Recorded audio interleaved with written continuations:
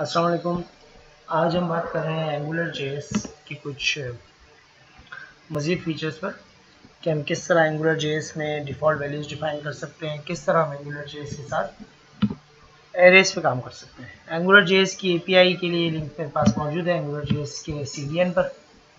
सबसे पहले तो मैं इस सारे कोड को अपने पास एक न्यू फाइल में पेस्ट कर लेता हूँ। उसके बाद मैं इसको सेव कर लेता हूँ अपने फोल्डर में जहाँ मैंने HTML रखी हुई है, जावास्क्रिप्ट मेरे पास ऐड हो चुकी है। और अब मैं अपने एंगुलर जेएस के लिए जो HTML मैंने लिखी हुई है उसे ओपन कर लेता हूँ। एक बेसिक HTML का पेज है। सबसे पहले इसका टाइटल सेट कर लेते हैं, एरे एग्जाम्पल। ये एंगुलर जेएस की एरे एग्जाम्पल होगी। सबसे पहले हमें लिंक बनाना होगा, स्क्रिप्ट में हम ऐड करेंगे और सोर्स हम दे देंगे जो भी हमारी एंगुलर जेएस की फाइल का नाम है myang.js। तो एंगुलर जेएस हमारे पास अटैच हो चुकी है इसकी लाइब्रेरी। अब हमें एंगुलर जेएस पे काम करना है। देखिए, एंगुलर जेएस पे काम करने के लिए हमें सबसे पहले अपनी ऐप डिफाइन करना होती है और उसका डायरेक्टिव है ng ऐप। मैं ऐप पे नाम नहीं दे रहा क्योंकि मैं इसके साथ कोई स्क्रिप्टिंग नहीं लिखने वाला, मैं सिर्फ एंगुलर जेएस पे काम कर रहा हूँ।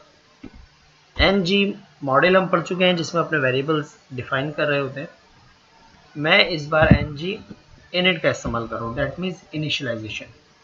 मैं एक मॉडल बनाऊंगा नेम और उसकी इनिशियलाइज वैल्यू ही मैंने दे दी, लेट्स सपोज 25।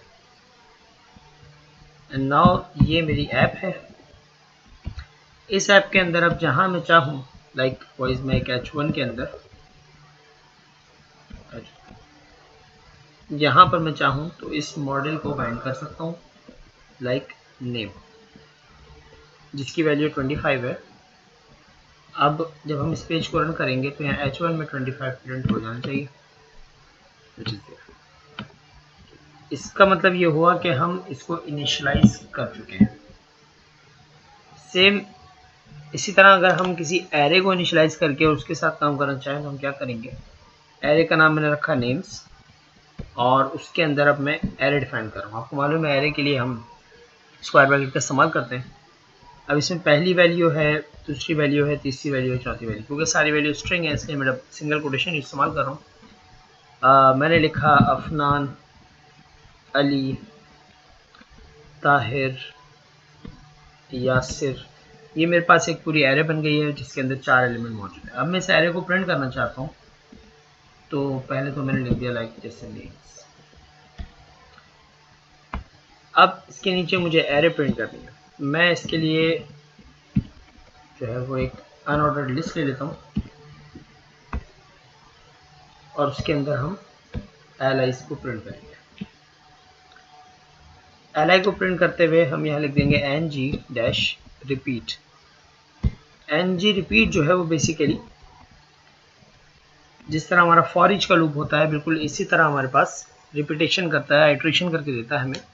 हम यहाँ पर लिखेंगे कि भाई एक वेरिएबल मैंने ले लिया a in कि डेटा उठाना कहाँ से, मैंने कहा नेम में से।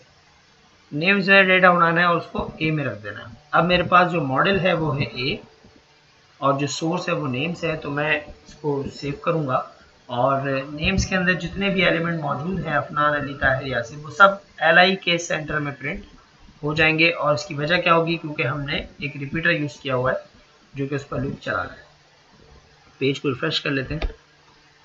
ये h1 की हेडिंग मैंने लगाई और ये मेरा पूरा एरे एंगुलर जेएस के रिपीटर में यूज हो गया। तो ये एंगुलर जेएस के अंदर लूप लिखने का तरीका है।